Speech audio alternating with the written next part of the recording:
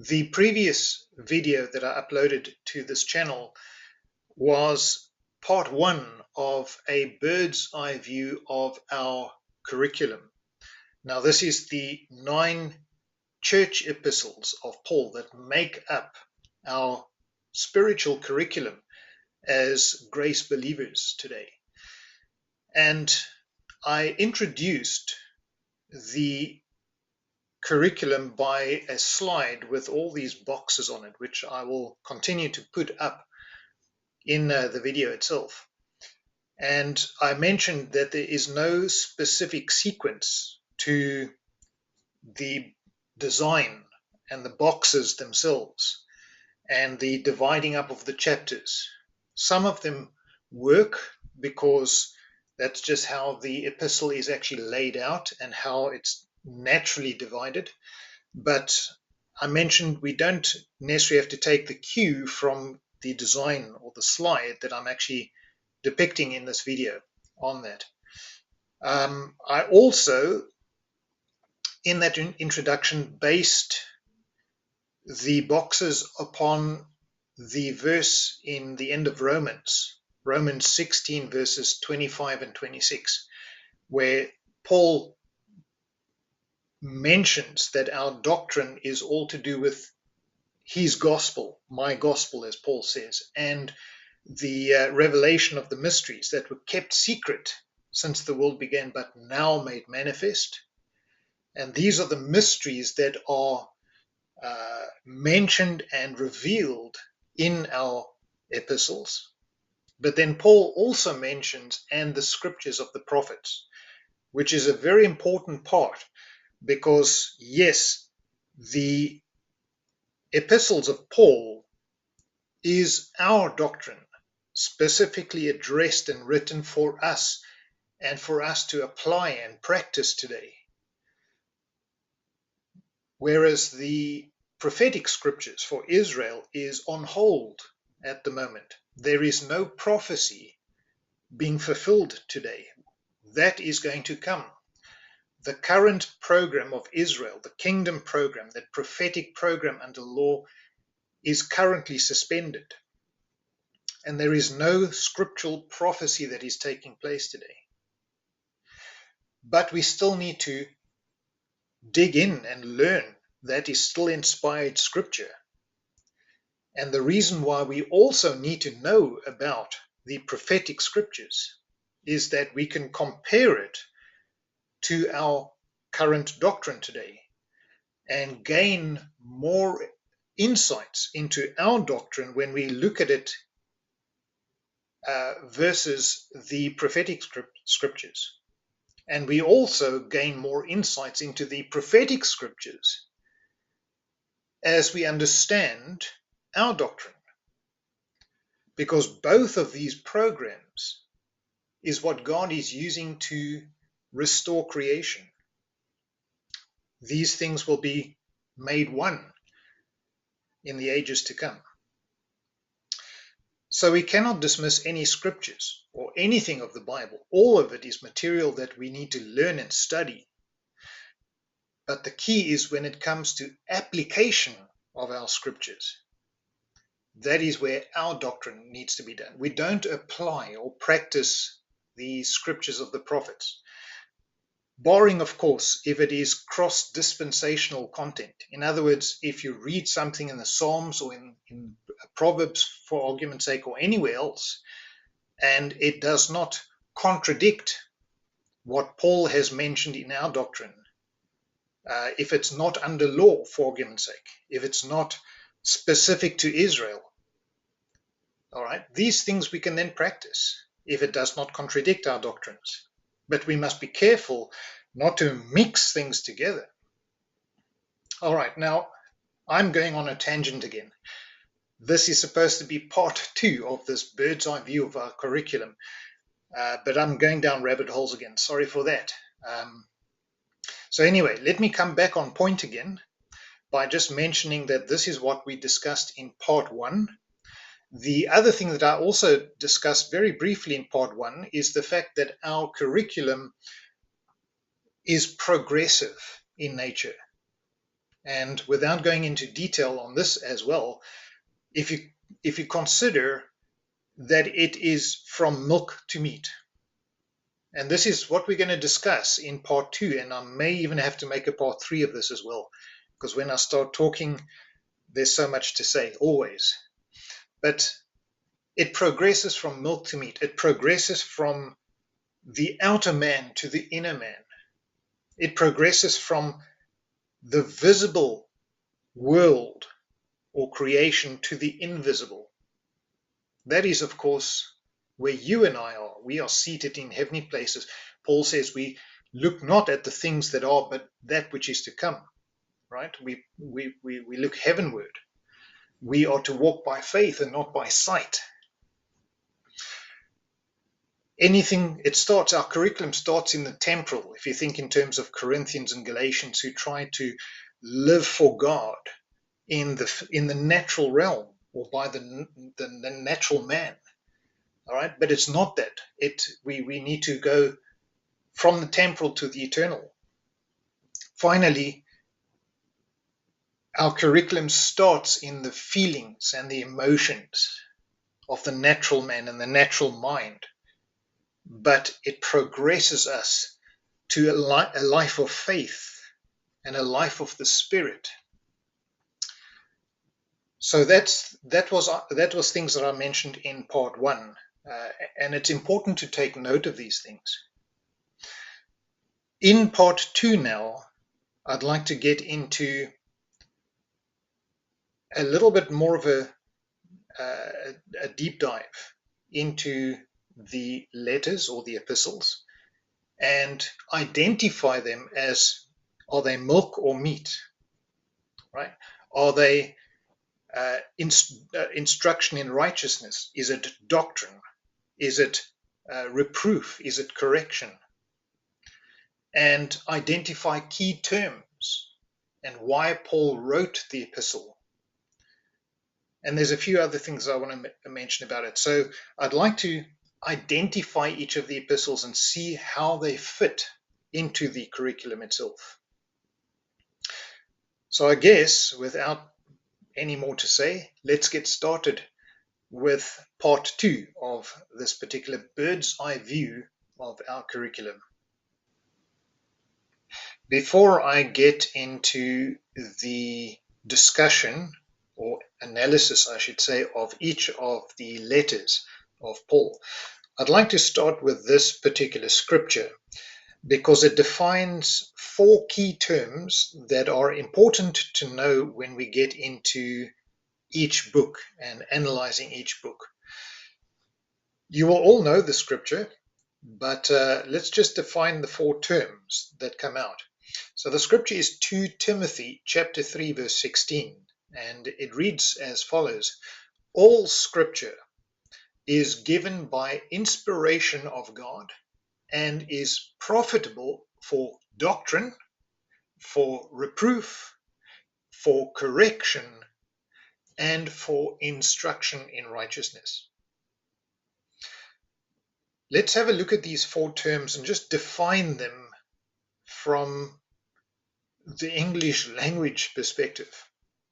If we look at the word doctrine, from a dictionary or from just a definition from the internet, it is defined as follows: that it is a set of principles or teachings laid out, in this case by Paul, that we are to know and obey.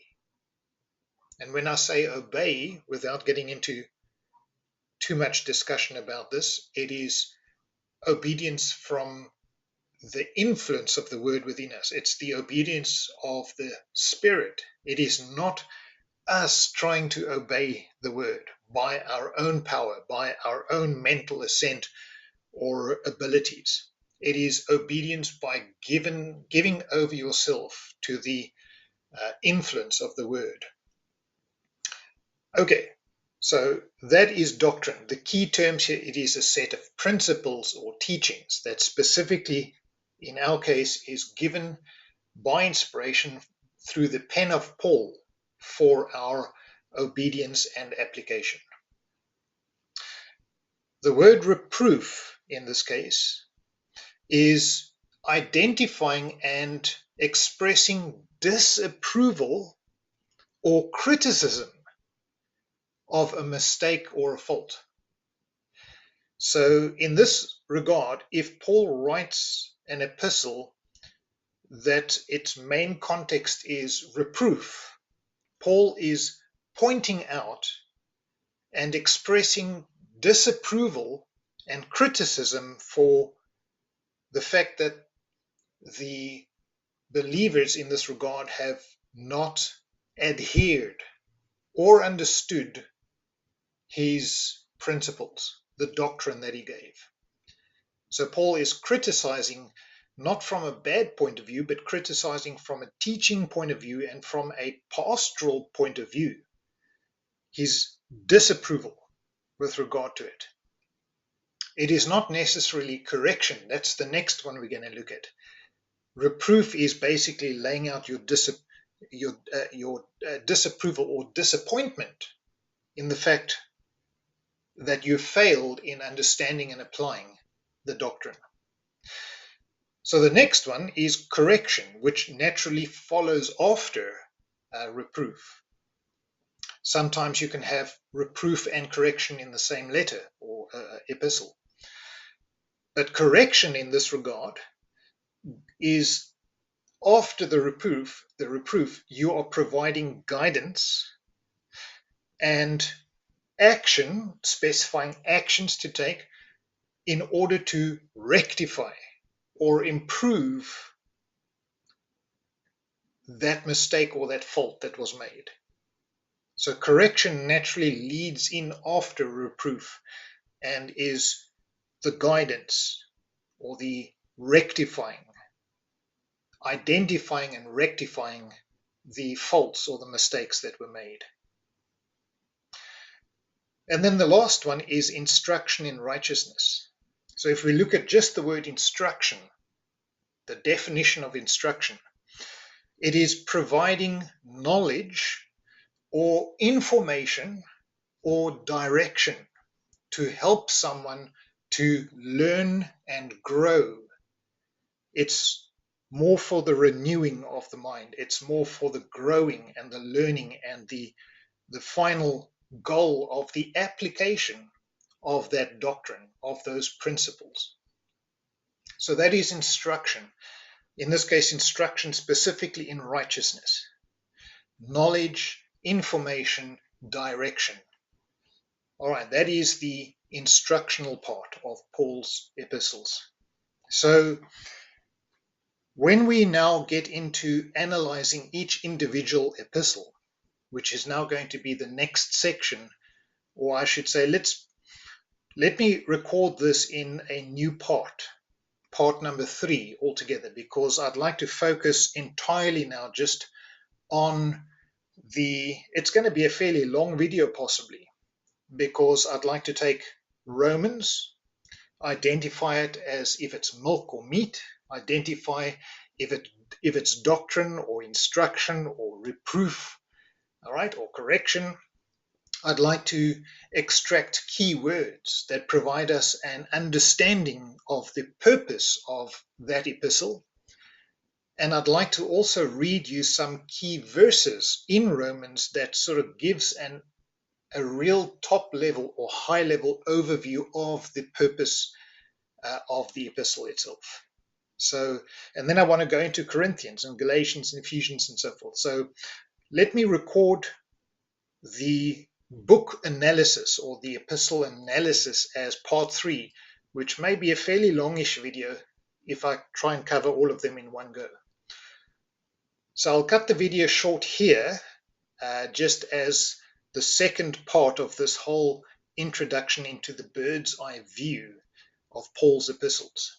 And let me just end with this statement again, is that although this is not spiritual teaching from the Word of God or from verses or passages in Paul's epistles, it is still very important to understand the the high-level overview of Paul's epistles and how they fit together and how they work together as these 9 epistles that formulate the full curriculum of our growth from babes to mature Christians, sons of God, from milk to meat, from the natural world to the spiritual world. All right? And all these other ways of transitioning us from physical to faith, essentially,